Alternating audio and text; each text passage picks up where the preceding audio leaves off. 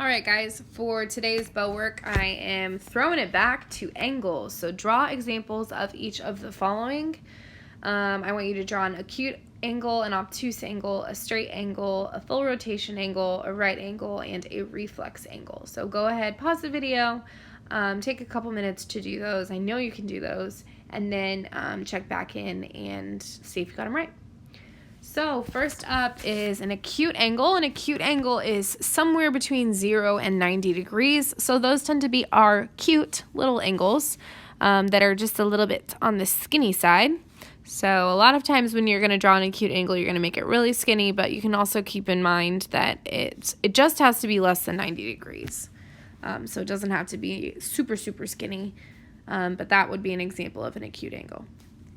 Obtuse angles have to be greater than 90 degrees and less than 180 degrees. So it's somewhere between a right angle and a straight angle. So obtuse angles, we're going to look something like this. Okay, so it's wider than the corner of a piece of paper. A straight angle is basically a straight line with a vertex. So here's the straight line. You do want to put a vertex in it, otherwise it looks just like a line, which it kind of is a line, but it's a straight angle, so make sure you know it's angular. Full rotation is,